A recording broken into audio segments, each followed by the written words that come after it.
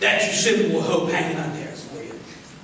Now, if you see in the movie, there's three main characters. There's Brooks, there's Andy, and there's Red. And you might be thinking, what's Brooks have to do with anything?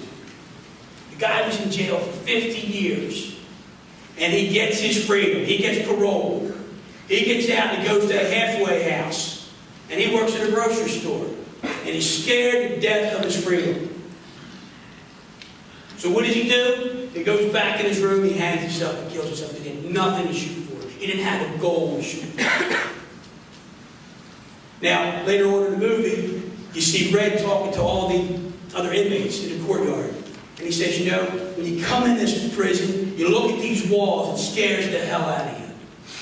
He says, then over time, you get used to the fear of those walls. And then you start to depend on those walls. You become institutionalized in prison. Well, think about this, guys and girls. Fear. The first time you come up against fear, it scares the hell out of you. And then over time, you start to get used to it. And then finally, you depend on fear to get through the day. You let fear motivate your every action. We become institutionalized in our own mind. It's a miserable way to live. But if you have goals, you can overcome that fear. Courage is moving forward despite the fear.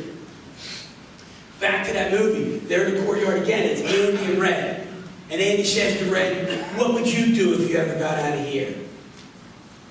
And he says, nothing. I'm institutionalized. I'm stuck here. And then Andy says, I'd go to San Juan, where the ocean is blue and has no memory. He says, I'd buy an old hotel and a fixer-up boat and I'd charter people out. That's what I do. And Red's buying into it. And then all of a sudden he looks at Andy and he says, those are nothing but crappy pipe dreams. And Andy takes offense to it and he says, you know, the way I see it, you have two choices. You have to get busy living or you need to get busy dying. And he says, Red, promise me one thing. Will you do me a favor if you ever get out of here? And Red says, what? He says, I want you to go to town in Buxton, where there's this big hill and a big oak tree on top of a hill. He says, there's thousands of hills there in Buxton. He says, you'll know this one. There's a long rock wall with a black volcanic rock that doesn't belong. And Red says, that one. He goes, just promise me you'll dig it up. He says, okay, Andy. Now think about it. Andy saved Red's life that day because he gave him something to hope for. He gave him something to hang his hat on. Now we know Andy escaped through 1,500 feet of a waste pipe, right? I want you to think of this. When you walk out of here tonight, this is your last day of the conference. When you walk out of here tonight, think about being locked in your own prison. Think about breaking free tomorrow. Your freedom is 1,500 feet away. And you go to bed tonight, and you hear those cell doors slam shut, boom. I'm never going to hear that noise again. Freedom is just 1,000 feet away. And then you think you're walking down that corridor, those last 1,000 feet, and all you hear is the echoes of the guard shoes going click, clack, click, clack. And you say to yourself, I am never going to hear that noise again. Freedom is 500 feet away. It's 400, it's 200, it's 100, it's 50 feet away. And you're approaching that door to your freedom, and all of a sudden, those walls of fear and anxiety come up in your mind again.